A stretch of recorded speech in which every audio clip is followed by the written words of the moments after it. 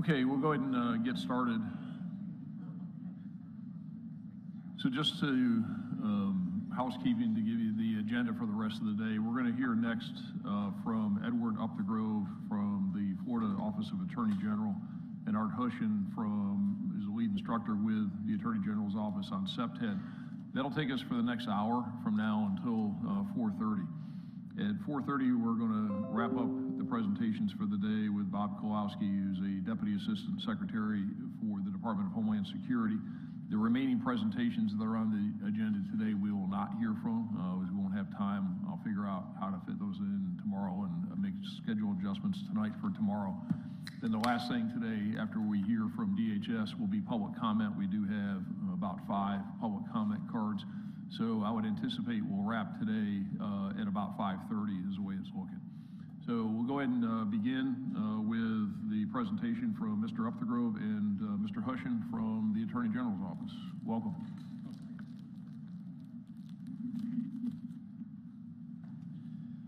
Mr. Chair, Commissioners, my name is Edward Up the Grove. I'm with the Florida Attorney General's Office. I am the Program Administrator for the Florida Crime Prevention Institute, which is housed in the Bureau of Criminal Justice Programs, and we provide training around the state on various topics. One of them happened to be on crime prevention through environmental design. It was asked for our office if we could come present in front of the Commission today a basic understanding of what CPTED is and best practices as it relates to school safety. I have with us today our lead instructor on CPTED. He is the chair of the Florida Design Out Crime Association, Mr. Art Hushen.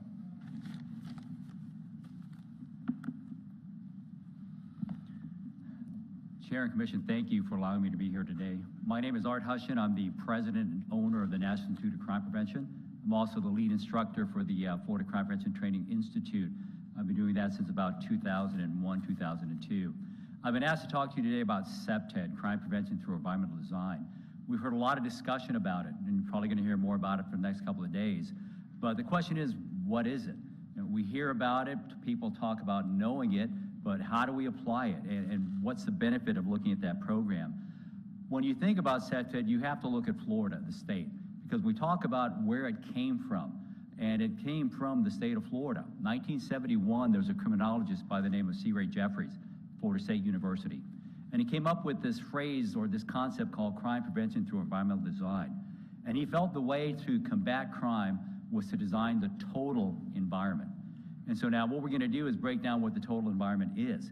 And I think you're going to be pleasantly surprised when we talk about the direction we're going to go with that. But when we talk about CPTED, we get back to the concept or the basics.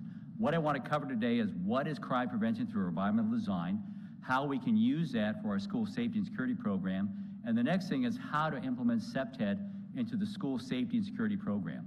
So when we talk about the concepts and the initiatives, we have to go to the fundamentals first. And that is going to be the basic of natural surveillance, natural access control, territorial reinforcement, and maintenance. Now, you've heard mention of territoriality. You've heard a few comments about the overall or the perspective of CPTED, how we apply it. But we're going to go back down to the grassroots of CPTED and talk about how it impacts us today, cities that are utilizing this, along with school districts that are already adopting these concepts. So here's a chance for us to maybe look at standardizing this for the state and having design standards right across the board. That's going to help us create that safe and that comfortable learning environment. So the first thing, what is the premise of CPTED? Well, that is the proper design and effective use of the built environment that can lead to a reduction in fear of incidents and crime and an improvement of quality of life. That's what everyone's going to be talking about, the premise of CPTED. But what is the proper design? Who sets that standard of proper design? Is it going to be standardized throughout the state, or is it going to be left for district to district? And so when I look at proper design, that ties into every component of school design that you can possibly think of, from door design to building setback, to the design of our restrooms, to the design of the classrooms, to the design of the lobby, to the design of the reception area. These are all elements of CPTED when we look at the design of the school. And the effective use is how we use that space. And when we use it, we talk about how people interact in the built environment. How do they come into the building? Do they feel comfortable? Do they feel safe? Do they want to be there? So when we design it well, we can have that positive impact on people using that space. It also creates a sense of safety and security. If I like where I'm at, if I enjoy being there, if I understand how the building works, I'm going to feel very comfortable. I'm going to consider going there again and again and again. I'm going to continue to use that space. But when I look at CPTED, though, we start breaking down the concept of what is CPTED design. Well, when I look at design defined under the CPTED model, includes the physical design, which you're going to hear a lot about this next few days. What we tend to forget is the other component, social management. And that's key for me. I can design it with some good strategies, but do people feel comfortable using that space? What programs do we have in place to give them the resources they need if something does happen or if they see something going on? So we're going to build it well, provide the resources, and then we look at directives that seek to affect positively human behavior as people interact within their environment. In this case, it's going to be a school. And those directives are rules. And those rules, we want them visibly, we want them present, we want them up front, we want them throughout the entire quarter. This is the expectation. Because when people get away from that, when they don't follow the norm, we can now identify that, and we have the resources to go to look for the assistance that we do need for that site or for what's taking place. Now, the environment defined includes people and their physical and social surroundings. And the social, that's the component that's missing. So we're going to design it, and we're going to look at the surroundings that encourage positive behavior. We're going to provide the resources to enforce that type of behavior throughout the school. And these are things that are being done throughout the country. It's not just here in Florida that we're talking about this. I do training in several other states, and I get a chance to see what other school districts are doing and other cities are doing to promote these concepts. So we're going to apply them here. We're going to try to get them going in a way where we can maybe standardize these concepts as part of our design guidelines. The real power of your CPTED program that we sometimes forget about is that everyone benefits from these standards. Everyone, from the students to the staff to the teachers to the neighbors next door to people that want to visit the school. This has a positive influence on what's going on. CPTED is about people and quality of life. We get too focused on the design sometimes and we forget about the social programs. So we really need to build on that as we start looking at standardizing these concepts and maybe making them something permanent, something sustainable, something that we can refer to back and we have a model that we can follow throughout the state. The goal of CPTED is reduce the opportunities for crime that may be inherent in the design of the school. Can this be new design? Yes. Can we take a look at an old design and make the changes? Yes. A lot of the schools we have in the state are old. I can give you all the good things about a new design because we can build it now, but what about schools that are already there? What about schools that have been there 30 years? Can we apply these strategies there? Yes, we can. And we'll talk about the process of doing that as well. CPTED uses various tools. We talk about evaluating the environmental conditions and utilize intervention methods. And those intervention methods we want to provide as part of the training that's conducted by the Florida Crime Prevention Training Institute. We want to have a standard of training so everyone recognizes these strategies and are able to identify them and make those corrections. We focus on methods to control human criminal behavior and reduce the fear of crime. Going back to C. Ray Jeffries, Florida State University in 1971, the total environment. How do we build it? How do we sustain that? How can we make sure this is long-term? And these are things we're going to cover in this session. We understand now that the arrangement and design of buildings and open space can either encourage or discourage undesirable behavior in criminal activity or criminal events.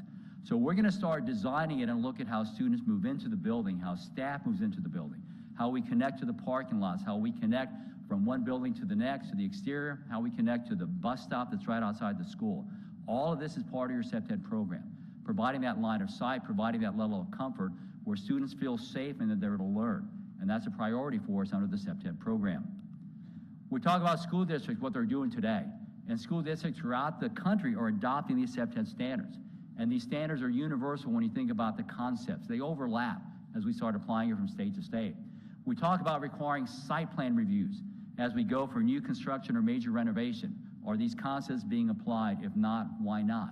Is it part of the design guidelines? Is it part of the design requirements for the site? And we're going to focus on crime prevention and safety in mind. For me, when we get into breaking down the school components, it's the learning environment, and then we supplement that with security if we need to. But good design first, and good design can serve as a mitigating strategy when I think about criminal behavior on that site. And even on a retrofit, we can still apply those good design strategies. When I look at some of the schools and what they're doing, you can take a look at the slide. You see CPTED for schools, CPTED best practices, CPTED design strategies and concepts. Architectural firms throughout the U.S. now are adopting a lot of these concepts. A lot of them can't even bid on a school project unless a member of that team is certified in CPTED. So not only are we looking for the standards within ourselves or within our district, we're looking at the professionals that are designing those schools to have to meet those same requirements as well. And for me, if we're all on the same page, it makes it a lot easier for us to adopt these concepts. When we look at new strategies that are out, we can look at the CDC, the Center for Disease Control in Atlanta. They presented this template last year to talk about the concepts, and it's crime prevention through environmental design for schools. Now, that is a true CPTED approach, using only CPTED strategies to create a safe learning environment. And to adopt that, can you imagine now if we include a physical security component onto that? Can you imagine the impact we'd have on that school? Blending good design with physical security, blending that along with social programs, empowering students to take ownership of the space and providing the resources for them in case they need that. I think it's a win-win for all of us if we can set that standard or standardize these concepts. You're going to hear mention of the Florida Safe School Design Guidelines. Now, the first issue I saw was about in 2003, I believe, and it needs to be updated. It's a great manual. I mean, I share this information throughout the U.S. All we're doing right now is trying to update that information just a bit, and it's a tool we can use today. We have one of the architects from Florida Design on Crime that's working on updating that manual as we speak. So we want to keep it current, again, good design strategies for each one. Now, CPTED is a multidisciplinary approach. It just can't fall on one person's shoulders. You know, everyone has to take responsibility for these concepts. So now we start looking at planning. We look at architecture. We look at landscape architecture. We look at law enforcement, engineers, and securities, the role we all play to address these concepts and apply them throughout the district. And these are things that we can really have an input in as far as designing a safe environment. CPTED is based on these overlapping concepts: natural surveillance, natural access control, territorial reinforcement, and maintenance. Now, the first one, natural surveillance. Can I see? Can I see what's taking place? People feel comfortable in an environment when they know they're under eyes of other people utilizing that space. Offenders don't want to be observed, and that's what's seen nationally. In most cases, offenders do not want to be observed, especially when they're approaching my building. So we use good design concepts to recognize that movement further away. We begin layering those concepts in as people approach the building, as they transition into the lobby area, then transition through the school corridors. So good line of sight is one of the strategies we look at. Natural access control: how do I manage movement into my building? Do I have a focal point or celebrated entryway? Do I highlight that? So I want to eliminate all the excuses why people do not comply with the rules. I was lost. I didn't know where I was going. I thought I could come in through this doorway. Now that person's a threat based off the design of the school. They shouldn't be there in the first place. But good design gets you to where you need to go. And that's going to be key for us when we start talking about activity taking place around the school. We talk about territorial reinforcement, showing ownership. What type of fencing do we use to set up that perimeter? What about our line of sight? Am I going with 6-foot or 4-foot fences? Am I going with anti-climb fence for that facility? Can I soften up the look of the fencing with landscaping? So these are strategies we look at as well. And the last one is going to be maintenance. We have these great ideas, but can we maintain them? Are they sustainable? Are we sure that our camera system will work, our landscaping, our lighting? These are all things we address under the CPTED program. Natural surveillance. When we talk about the application, increase the threat of apprehension by taking steps to increase the perception that people can be seen. An example is nothing more than kids looking out a window. Can I see who's approaching the school? Can I see who's entering the building? Can I see who's in the parking lot? These are all key for me, especially we work on the programs so students know what to identify. They know what to look for, and they recognize that's a threat. I need to let someone know before it even gets close to my building. Improving visibility with lighting or transparent building materials. That's going to be window placement. When we start looking at standards, 20% transparency, 30% transparency, how much do I want, and can I set that as a standard to apply that natural surveillance? I look at avoiding the creation of building entrapment areas. For our older schools, that's a challenge. And that comes back to the design team, the CPTED team. How do I eliminate those areas of entrapment? And then design landscaping that allows clear, unobstructed view of the surrounding areas. How do we do that? Well, for me, I look at the 2-foot, 6-foot rule. And that's all landscaping not to exceed 2 feet in height, low ground cover, lower tree canopy 6 foot and higher. I maintain that surveillance along the entire campus. I can see what's going on. I'm species specific on the plant species I allow to be placed there. And how do I do that? Well, through standardization. I include that as part of our CPTED requirements for the site. So when I look at that, the view looking out with windows and landscaping, I can still aesthetically design a school that looks great as I layer my security into the building design. Some examples, and these are schools outside of the state of Florida that I wanted to highlight for you. Here's an elementary school that got a little carried away with the landscaping. And this is a corridor between the two buildings that they use for a learning area. Now imagine your first responders having to get in there, or for students that need to evacuate the building quickly, yet this district allowed that to take place. Under the CPTED program, that wouldn't happen. That would fall under our maintenance program, which is the 2-foot, 6-foot rule. Another look, again, there's my escape window for my students to get out of the building in older construction. How do I fix that? I have a standard. I go back to the 2-foot, 6-foot rule. And then the entryway coming into my school on the left-hand side. We might look at it as, oh, that looks nice. I have the landscaping there. My staff's not gonna like it because we can't see what's going on. What about my first responders? They have no clue what's going on the other side of that. How do we fix that? Well, standardization again. 2-foot, 6-foot rule along that entire corridor so we can see what's taking place. Another example from another school, because we're talking about an older school, they didn't have the chance to design the security checkpoint. They said, we know we gotta have security up front, we know we have to have people check in, so let's do it this way. And when I had a chance to walk this school, that was one of my first recommendations. You gotta fix this. Because if we look at the checkpoint, notice I've got 3 security officers there. Well, that's a positive having 3 there. But what are they looking at? Where's the entryway and where is the visitor parking? Right behind them. So they have no line of sight looking out into the parking lot. They have no idea someone's approaching the school with a weapon. So that becomes a concern. And then you take a look at the upper right-hand corner, you see the doorway that allows access into the building. Their response time is not gonna be there. It's gonna be too late for them based off the design on this older building. Where it should be located is up against the wall, facing outward. If I have a limited budget, I can apply that strategy there. Now, why wasn't it placed in the wall in the first place? Well, if you notice at the bottom left-hand side by the security desk, you're gonna see an outlet and a plug. And that's where they wanted them to hook into the power and to access the internet. And when I asked why wasn't it set on the far wall, well, because it would have cost us $300 to run the wiring over there. And I'm like, okay, well, let's find that $300 and run the wiring over there and set it up where it needs to be. In many cases, we would have just let that go. So now we start looking again at how do we standardize this? How do we make that difference?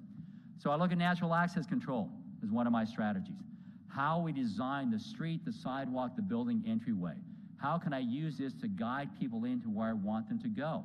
Does it mean I have to use some type of bollard or barrier that doesn't look inviting to the school? No, I can add color to that. I can encourage people to use that entryway. There's all kinds of strategies I can apply under my CPTED program. Make sure my entrances are visible, well lit, and overlooked by windows, bringing more surveillance outward. Clearly defining the entryway. Remember, we're trying to eliminate all the excuses why people don't comply with the rules. So we want to limit access to other points of the site and guide everyone to that main entryway. Highlight the main entryway. You'll see a few examples here in just a moment.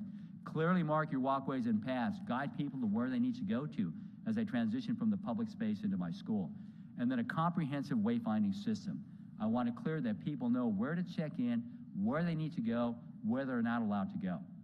For emergency egress in the event of something taking place, I want wayfinding to get you out quickly. I want all my signage to be a pedestrian scale, clearly defined, so there's no doubt where we need to go if something does take place. When I look at natural access control, I can use color, in this case, bright lemon yellow to guide you in. And it gets you right to my main entryway. And then I provide seating, so people can sit here, either grabbing a sandwich or taking a break, and they're observing who's approaching the building and coming in. So I'm extending my surveillance away from the building, further out, to try to identify the offender as they approach. Natural access control, I was just introduced to this design 3 weeks ago from a firm out of Philadelphia. And I saw, and I was just, what they did with the color red to highlight the entryway, that is part of our wayfinding strategy. So I asked if I could use the photo for this, and they said yes. But I take a look at the window placement above, and then I start looking at interior design classrooms so we can see out and see who's approaching. But it's pretty clear to me when I approach the school where the entryway is, eliminating all the excuses why people don't comply with the rules. And that is nothing but good design, and something we need to look at standardizing as I look at school construction. Even on a renovation, even on an older school, I can highlight that entryway. In this case, they've got the signage. Notice the pavers. Notice how they highlighted the walkway. They've added landscaping to highlight the entryway. They've created a gap so there's no air of concealment. They've got the signage up on the front. They've got the directives at the doorway. Here's where you check in. Here's the expectation. You come into the building, and if you're in the wrong building, here's a map right next to you to help you to get to where you need to go. All that is part of your CPTED design review. Territorial reinforcement, one of our strategies, attributes that express ownership. This is our school, this is our space. I can use that through fencing. I can have decorative fencing that supports target hardening, and I can add elements of design to that to show this is our school. Pavement treatment, signage, and landscaping are all strategies I can apply for that site. When I look at territorial reinforcement, you take a look at some of the fencing that's available to you. I want to get the signage up. I want to get the directives up. Please visit the office upon your arrival. Please check in and guide them to where they need to go. I can use different types of barriers you see in the lower left-hand side. I can use cable to create a barrier. I let my landscaping grow over that, and no one realizes target hardened. I've softened it up with landscaping. And then my bollards on the lower right-hand side keep a vehicle from driving into the campus. And then I can add decorative bollards to ensure that and still give the feeling that this is a place of learning. We haven't target hardened it, it is a place of learning. Maintenance plays an important part of that. Sustainability, and that's what I emphasize time and time again. We want our program to be sustainable, long-term. So when I look at maintenance, that ties into my expression of ownership. We own this space. We're repairing things that are wrong. For example, fencing that's been damaged that we don't repair. Lights that are inoperative using old technology, which we'll cover today. Cameras, the camera in the center, the wiring's been pulled out, it's not functioning anymore. So it gives you that false sense of security as you look at that. Then you look at landscaping on, in this case, my tennis courts. Why aren't those maintained? And when the principal asked me, why is this type of behavior going on in the tennis courts? I'm like, well, let me help you with that. You can't see what's going on in the tennis court, so let's trim that down a bit so we can see what's taking place. And then you look at graffiti and etching on glass. That should have been replaced a long time ago. So maintenance has to be one of our strategies. We'll look at the site. Then we can take a look at target hardening as one of our strategies. Now, it's not the primary goal of CPTED, but it's something we have to identify and address as we look at building design. And it's one of the most obvious ways to prevent crime. And this ties into your alarm systems, your locks, your devices, ballistic material on the windows. These are all things we'll address as we go site by site. Makes the target difficult for the offender to get into. Then we look at locks, reinforced walls, fortified doors, bars, and laminated glass. In the planning world, we call this the urban fortress model. Sometimes we make no issue or attempt to deal with what's happening outside the building. And that's where your social programs come in, the resources to deal with that. So we can design it using a lot of these elements, but we include that social component under our CPTED initiative. So when I talk about my school design, we talked about some of our technology. Now, whether I'm looking at cameras or secondary locks on the doors, these are all things we have to get approval from fire as we begin to look at the site, so they need to be a member of the program as well. I look at camera placement and design. That's going to be key to me as well. I look at maybe using technology. I see the Nashville School District using facial recognition in the quarters. So I have to look at the database and how we pull from that. I look at ballistic glass. I look at communication devices, whether we go with a fob or radio. These are all things we address as part of our strategies. Under the design component, when I talk about school design, I have to look at how design impacts the safety, whether old or new construction. I look at stairs and ramp design. Now, these are just a few I picked for you to look at. The training we're looking at is actually 64 hours, and we cover a lot of that in that session with the AG's office. But stairs and ramp design, parking lot design, and lighting. Then I start looking at interior and exterior lighting. And I know you're going to hear it too as part of your security components. But stairs and ramp design is a quick one we can look at. A lot of our schools are 2 or 3 stories. A lot of our parking garages might be 2 or 3 stories. So in the old stair design, don't have the ability to see who's coming down the stairs. And for me, I feel uncomfortable using that. Even I remember being a student in school going up the stairs, I couldn't see around it. Now, we fix that by adding mirrors. Something as simple as that. Adding mirrors when we look at old construction. The ability for you to see above you. And now my first responders have quick access to that upper level, because now they can see as they approach. Even on my design standards, looking at the stairwell on the left, on the right. The one on the left, that's a visual barrier. I can't see through it. So what if I change my construction standards and now allow you to look through that stairwell? That speeds up my first responders coming into the school. Teachers and staff like it, they can see what kids are doing. Hey, you shouldn't be there, go to class. Hey, break time is over, let's go to class. So it provides that visual connection as I look down those corridors. Lighting is going to be key for me. Sometimes we see our schools becoming the centers of community. We hold all kinds of events there. We reach out to the community, whether PTA meetings, whether after-school classes, whether teaming up with the VOTEC school to offer adult education. We're using those parking lots at nighttime, and in many cases, we're using old technology for lighting. So we start throwing money away for that. So now we look at upgrades under the CPTED program as we measure the light that you have and examine that. We're going to switch over, in this case, to LED. We look at uniformity. LED lighting helps with my security, especially for my camera system. And then we eliminate dark spots at nighttime where offenders can hide and wait to commit a crime. So good lighting is one of the strategies we look at as well. We follow foot candle standards. We follow uniformity levels for our recommendation for the school, and that's something we teach in the course with the AG's office. We look at hallway design, including lighting, interior and exterior lighting. Interior lighting, I want to be comfortable and inviting. I want to eliminate any type of glare. We start looking at locker placement, recessed, if I can do that, or do I extend it out? Well, then I know I need to fix that. We look at where we place our vending machines along the corridors. I don't want to create areas of concealment. I don't want to slow down my first responders. And then the exterior lighting to guide you into the facility. Those are all key to me as I look at each site. Elevators, doors and windows, blind spots or ambush points. New schools, I can get that done once we start setting some of those design standards. But when I start looking at interior design, if I'm looking for an elevator for ADA access to the upper level, I'm going to go with panoramic view elevators every time. Even on a retrofit, I'm going to recommend that because I want you to be able to see as you're using that elevator. I want my first responders to see who's in that elevator. And if I can't do that, if I'm stuck with old technology, I add mirrors. Mirrors so when the door opens, they can see inside before the door is fully open.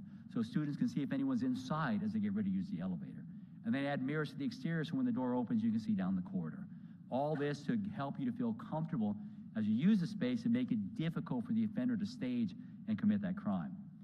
Interior classroom, I start looking at door and window design, which are key for me. Window design, then I look at classroom design. I look at workstation orientation. How do I provide additional surveillance outward? Height of the windows, location of the windows, strategic placement of those windows throughout the building. And then the door design. That's key for me as well. Can we look out the door and then recess back to secure in place? Do I have a good line of sight that we can peek through and see what's going on? How does the door open? What kind of locking device do I use? These are all critical when I think about movement and just the comfort of going in and out of that classroom. Design, when I talk about blind spots or ambush points, these are what I'm talking about. These are inherent in some of the older designs. How do I fix that? You know, what strategy do I attach to that? Because if I don't fix it, that's where the offender might stage to commit the crime. So I have to look at fencing, I have to look at landscaping. And when I look between the gym and the building on the right, that's easy access for any offender. You say, well, let's add a camera to fix that. Well, no, I don't want to add a camera. I want to put a real barrier there and make it difficult for the offender to get in there because I don't have real-time viewing. So these are things we consider as we go site by site. Design, my school restrooms, I heard mention of that early on, which we now refer to as comfort stations, trying to get away of calling these restrooms. Building circulation patterns, how you come in and transition through the building. And then I look at common areas that we share. Design, when I talk about school restrooms or comfort station, how do I design them? You know, I want them to be inviting and open. Issues I can deal with here with good design are bullying. You know, I eliminate those opportunities for bullying to take place there based off of good design. And even on a retrofit, I can change that, we'll see in just a moment. But I look at wet and dry areas, I transition out, providing more ice to the side. I go with maze entryways to make it difficult for an offender to lock themselves inside, and we hear noise coming out if someone needs assistance. I can add windows to what I currently have. And the first thing people tell me, you cannot add windows to a restroom. And school districts are already doing that. So now I can see inside. I still have my privacy, but I still have the area up in front where staff can walk by and observe what's taking place. And that in turn decreases bullying. I do follow-ups with a lot of the schools I work with. Opportunities to address that for each site. And then students feel comfortable using that, bringing more eyes to that spot where they might not normally go to. How do I bring students in and out of my building? How do I bring guests in and out of my building? Do I add windows to that corridor? If I add windows, what's taking place behind them? In this case, I want to add a seating area. A seating area provides seating. You can plug in your laptop, you can sit here, you can grab a soft drink, but I'm getting you to look towards the entryway. I'm getting you to look towards the parking lot. I'm getting you to look towards the main office. All these is we look at workstation orientation. Being able to identify the threat far from far away and take steps to make sure that doesn't happen or to make it difficult for that offender. I look at my common areas. How do I design my libraries? How do I design my cafeteria? We even go as far as what type of tables do we use in case students need to get out quickly. I don't want anyone stumbling or tripping over a table. So how can I design that to ensure I've got quick egress away? How do I position that? Where do I place my ingress and egress? And if you look at the upper right-hand side, notice the barrier from the second floor. It's open. So my first responders coming in can clearly see if anyone's up there and eliminate any hiding areas. So all these come back to good design standards, and these are things we really want to enforce. So when I look at my strategies, here's another school, this is from another state. New construction, just to let you know, it's not perfect. We look at new design unless we have standards. I come into the main entryway to the building, and if I look on the left-hand side by the American flag, that's my main office. So you are supposed to walk in and check into that office. What happens if you choose not to walk in and check into the office? You have access to the entire school. So yeah, so who slows you down if you choose not to check in? So what about security devices to fix that before we even open the school? Why did we put the reception office there instead of not in the front? Why don't we have a double door entryway to funnel people in and have our staff check them in before they come into the building? So even new construction isn't perfect. We have to start setting those standards during the design phase to make sure they're done. So a couple of ways to implement this. I've thought about it for a bit, kind of talked to other people about how we can get this done. So the first thing, CPTED principles will be incorporated in all school security safety assessments, and they'll be listed right there in that assessment form. These assessments should be conducted every 2 years. So we want to set the standards, we want to show the standards, and through the training with the AG's office that's provided, we learn about those standards, we'll learn how to apply them when we're in the field. The CPTED assessment will be conducted by persons who have received and maintained the Florida CPTED Practitioner Designation, or FCP, through the Florida Attorney General's office or a similar CPTED designation program. We have architects bidding on school projects here in Florida from out of state. So now we look at other components that might be available to them as they come in to bid on Florida school projects. So that's the second one we can consider. Third one, all CPTED recommendations will be implemented within a set period of time and maintained. I want this program to be sustainable and long-term. I don't want to reinvent the wheel every time we look at a school or work with a district. These are things that we can have in place as we look at new construction or major renovation. CPTED design guideline standards for schools will be established at a state level. And I see that in other states or other groups starting to do that. I work with a lot of cities that implement these standards based off planning and zoning and code. But a chance to us to set those guidelines early on. For new construction, major renovation, now we do have the ability to work on old schools as we start to make those changes as well. All new construction or major renovation, a member of the bidding design team, the group bidding on that school, must have earned the Florida CPTED Practitioner Designation or a similar CPTED designation to bid on school projects. We set that as a standard now. If you're going to bid on one of our schools, then you better understand the concepts of CPTED and show that you learn them and understand them by having earned one of the designations that's out there. We're all doing it on this side. Why aren't the developers doing it as well, the architects? So we start setting the standards for both if you want to bid on a project here or a school in the state of Florida. All proposed change will be reviewed and approved by the CPTED design team, and that can be your school security team as well. But we want that security team to have earned and maintained that designation again for CPTED. We want to be on the same page as we make these recommendations or a similar designation program. And once we do this, we can have a program that's sustainable and long-term, because I don't want to reinvent the wheel every time. If we can set that now as a standard, I think we can be pretty successful. You know, the emphasis is still the learning environment. That's key for us. We talk about natural light and window placement, but I have to look at physical security as one of those strategies as well. But if we can put it together in a format that's easy to understand, that's adopted by the designers and the districts, I think we have a sustainable long-term program that we can keep going for many, many years. So I want to thank you for allowing me to talk to you about the CPTED program, and I'm open for any questions you might have. So thank you very much for allowing me this opportunity. Thank you. Mr. Schachter? Thank you very much, Mr. Hushen. I appreciate your presentation. I enjoyed it. Number one, can you come and do an assessment at Marjorie Stoneman Douglas High School? I would love to do it. I'd love to be part of that. Thank you. Number two, what does CPTED say about fire alarms? That was a major point of catastrophe in our school. Mm-hmm. And that comes down to the directives. We really list that right up in front. You know, that's an initiative that the board creates, or the school board, or the district. But if it does a standard that's met, it has to be in the directives. It has to be in the directives. So do you state that children should not immediately evacuate during a fire alarm? Is that part of CPTED? That's part of the directives again that you establish. You don't get involved in that, or that's just fire code? Once again, if that's the directive that's established by the school, we will reinforce that through good design to get students out. Now, I mean, I totally agree with your objective to try to get this, instituted as a standard across. Do you integrate with PASS? I've never integrated with. I've heard good things about them. Okay. They take a lot of the concepts and apply them, which I love hearing about. And it's something we see also in the Florida Safe School Design Guidelines. I see it in California as well.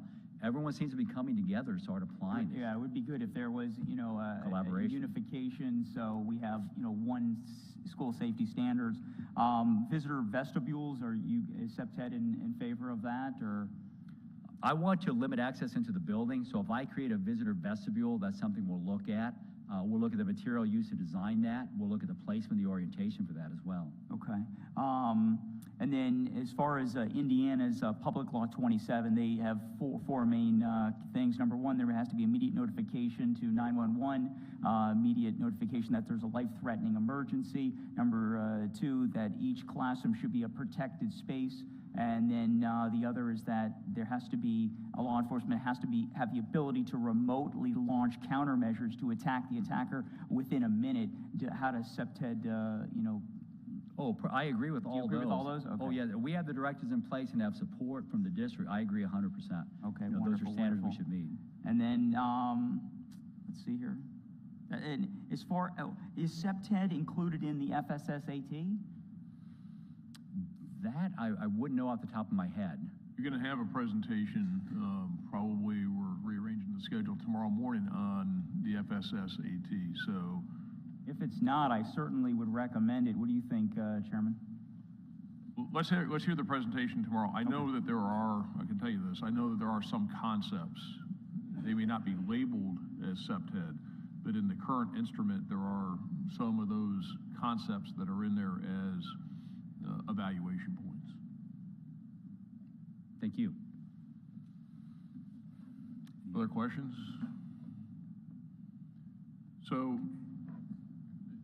you mentioned a lot about new construction and major remodels. You touched on at the end of the presentation about the ability to do some of this in older construction, existing facilities. Do you have any examples of how that is? Because the reality is that most of the schools are older. They've been around for a long time, and there are no plans to replace them or do major remodels. Of course, what goes with a major remodel is a significant cost. Yes.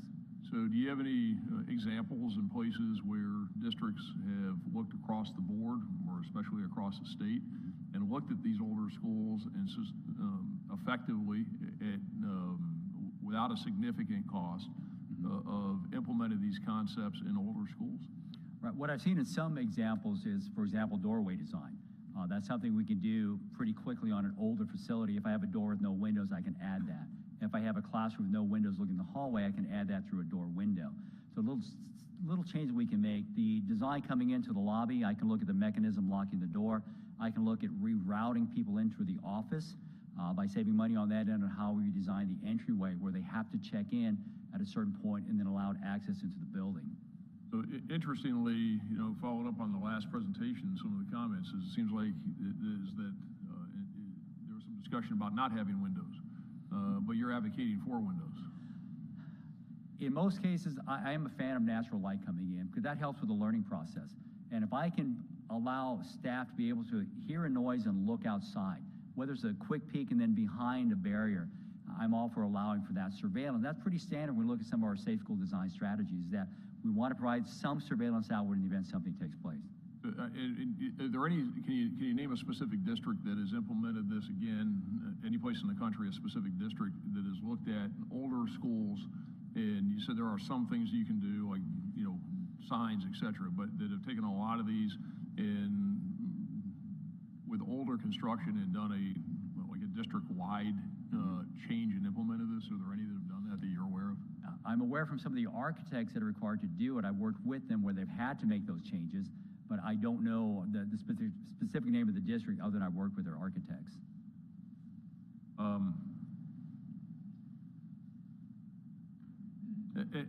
It goes without saying, but I mean, just sitting here thinking about it, is there, whenever you look at any of this, and some of the things are minor, but the cost factor, and it's a reality. Right. The state has this year in non-recurring money allocated $100 million. It's all got to be dispersed by January 15th. But the districts themselves, no question, have financial challenges. So that all of this has to be considered against that backdrop, of course, which some of it's easier, but some of it may be more challenging to implement. That's true. And when we talk about CPTED, we talk about CPTED as the most cost-effective way of combating crime, because we're looking at minimal design changes for some side, change in behavior modifications, social programs. Now, once I get into target hardening, it's expensive. Then I see that taking place. But yeah, if I can start making minute changes early on that has the overall impact on safety, that's where CPTED plays that perfect role. Senator Book? Thank you, Mr. Chair. Thank you so much for your presentation. Can you just talk a little bit about the school restrooms and comfort stations in the windows? Could you just talk through that with me? Oh, real yes. quick? What you have is under the old design is that you have solid walls and solid doors. And a lot of these are placed in areas we don't have a lot of movement coming through. And so students are reluctant to use that amenity. So they're afraid to go and use the toilet, so which in turn leads to health issues later on. They're afraid of bullying. They're afraid of gang activity. So what we do in some cases is just create a portal into that restroom based off the design. Once again, you've got the sinks in the front and a partial wall where you have privacy. It allows staff and other students to walk by and glance inside to see what's happening. In some cases, we prop the door open for sound to come in, but now we have that visual connection between the two. Mr. Chair, is it okay? Is that also, I've seen some schools where there's no door for the maze. bathroom. That's kind of like, is that good, bad? That's similar. That's a maze entryway. Okay. And so because it allows sound to carry out, if a student's in distress or needs assistance, others can hear that now instead of a solid core door in that case.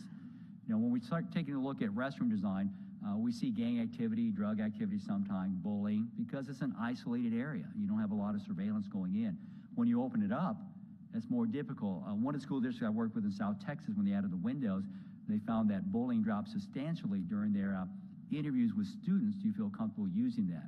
And when we can start bringing in students to come up with some design recommendations as well, because they're in that environment every day, it only makes our program more successful. Anybody else? Any other questions? I had one follow-up question. Sure, go ahead. How do you balance your, wanting to have light come in and more windows where, I see windows as an opportunity, and as an opportunity to take children's lives, as what happened here. We can look at tubular lighting. If it's not ballistic hardened. No, we can look at tubular lighting coming from the roof down. We can look at how we have windows on the upper level. If we have windows on the first floor, they can go a little bit higher above pedestrian scale. So we're letting the natural light in, but you can't see in. But the perception, you can see from inside out because of the window. All right, thank you very much. Appreciate the presentation. Thank you. All right, the next presentation that we'll wrap up with here this afternoon is active assailant prevention and response and best practices from the Department of Homeland Security. And we have with us Bob Kowalski, who's a Deputy Assistant Secretary in DHS's Office of Infrastructure Protection. Welcome and thank you for being here. Thank you, Mr. Chair. Thanks for having me. I'm light on slides today. I apologize. We're in the process of updating our guidance. I'll talk a little bit about it. We're about 3 weeks away from having the guidance published, and we'll make sure that the commission has it to benefit you on your work. Let me start by just saying that as an outsider